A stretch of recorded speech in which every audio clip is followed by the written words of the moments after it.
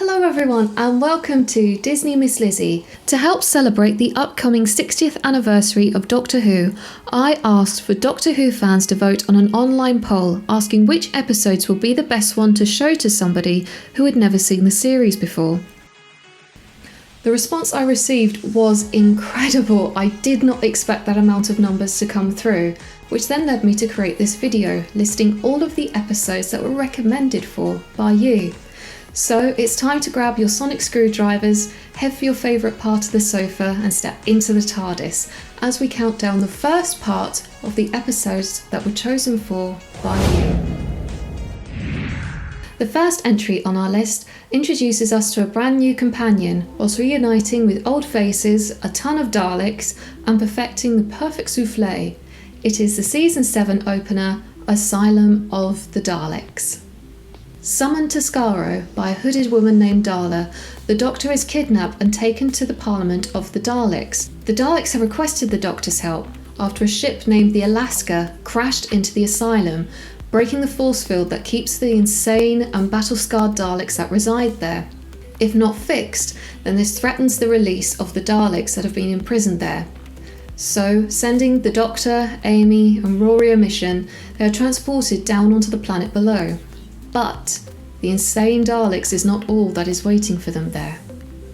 Meanwhile, stranded traveller Oswald has been waiting in her vessel for almost a year and is attempting to make the perfect soufflé, as well as hacking into Dalek technology. She is smart, charismatic and fierce. At the time of broadcast, Jenna Louise Coleman had just been announced as the new companion, but her appearance in Asylum had not been revealed, giving fans a surprise sneak peek as to what they could expect from Clara Oswald. Writer Stephen Moffat wanted to give the Daleks a bit of a shake-up, as he felt that their cult-like status had made them too cuddly. Within this episode, not only did he give us insane Daleks, but he also gave us zombie Daleks. This would also be the very first Dalek storyline that he wrote.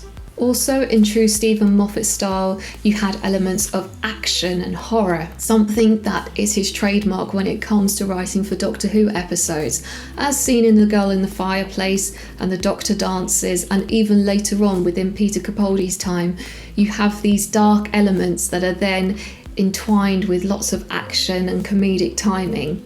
And this is what makes Asylum so special, particularly when you think of the Winston Churchill episode where the Daleks are sort of non-threatening and they're brightly coloured, whereas this time they have regained their dark passion for exterminating, particularly when we see the zombie Daleks. To accommodate the sheer number of Daleks that were required, the BBC put out an open call requesting for anyone who owned a Dalek to come forward in order to be used for the episode.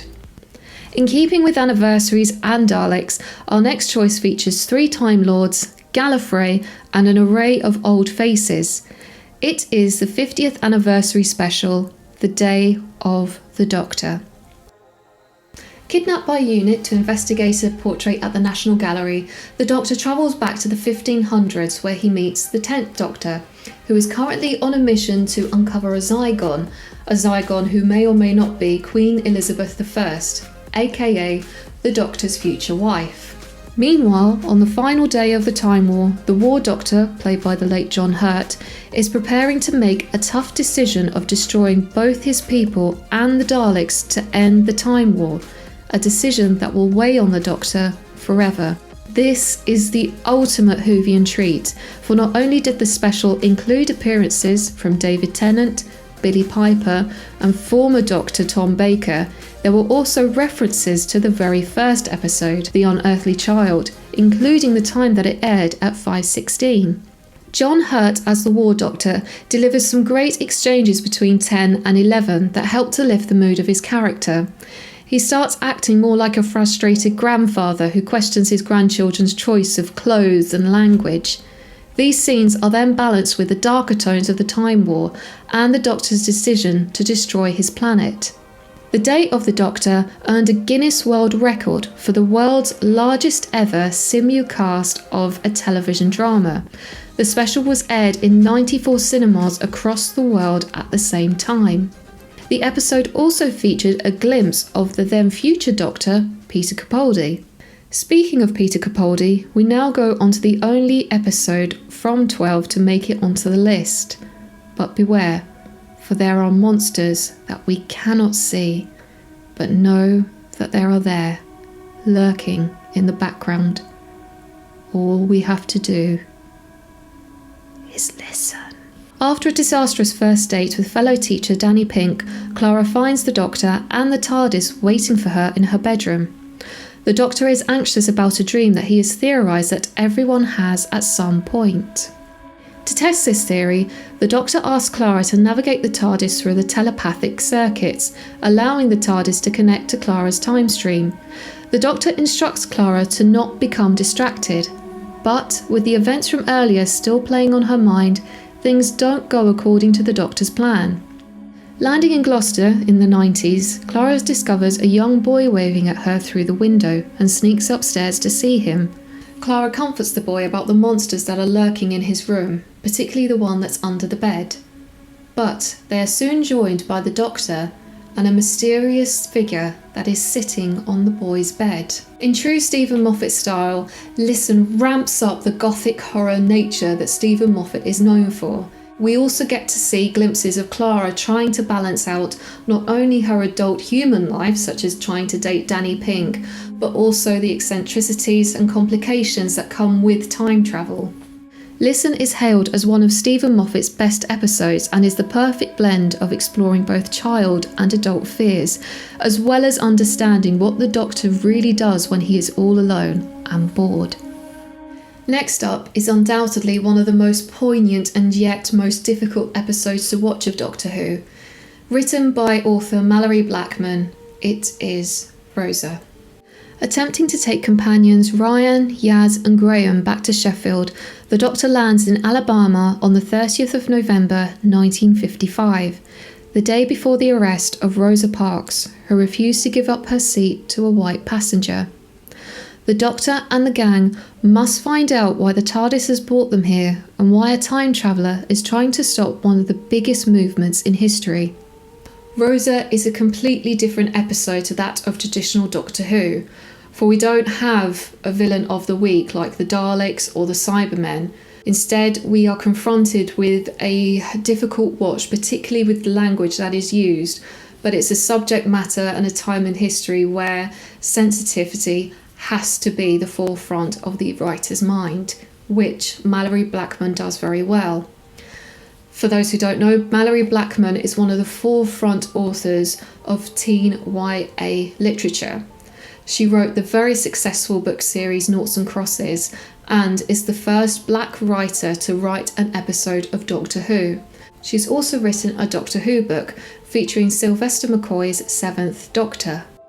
So one of the most powerful scenes within Rosa is the bus scene, and it highlights the complications and the frustrations and also the emotional turmoil that the Doctor has to face when not intervening with moments in history. So the villain of the episode is set out to stop the events that led to the civil rights movement in America, and so the Doctor has to not only make that happen, but she has to be a part of it.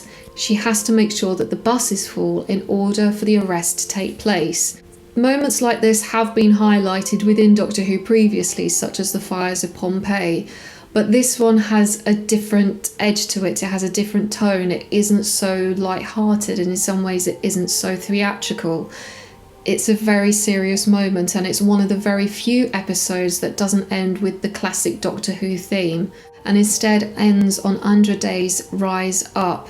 Rosa is also accompanied with beautiful shots and these wonderful camera sweeping movements and brilliant editing. I think that was one of the things when I rewatched it really took me back, as I've forgotten how beautifully it was filmed. Rosa was also the most watched episode of Jodie Whittaker's first series in Doctor Who, with a rating of 8.41 million viewers.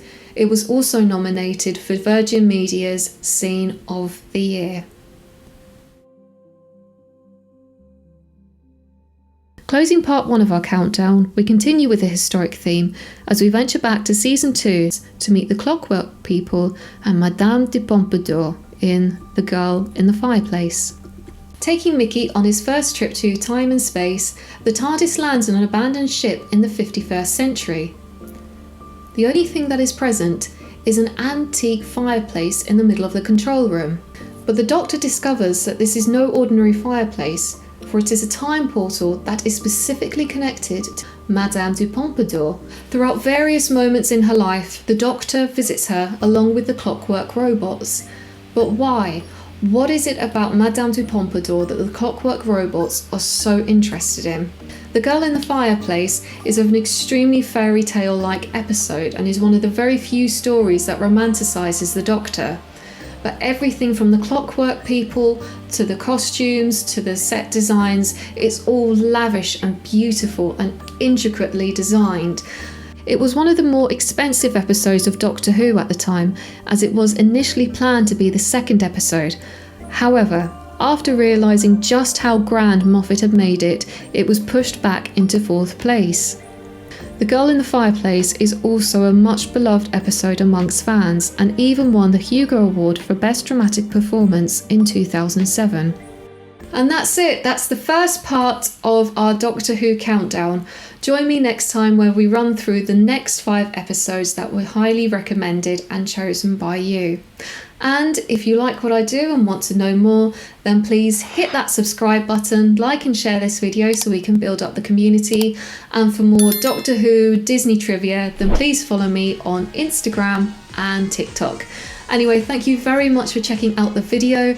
Be prepared for part 2, which should be out very soon, and I look forward to seeing you then. Okay, bye guys, bye!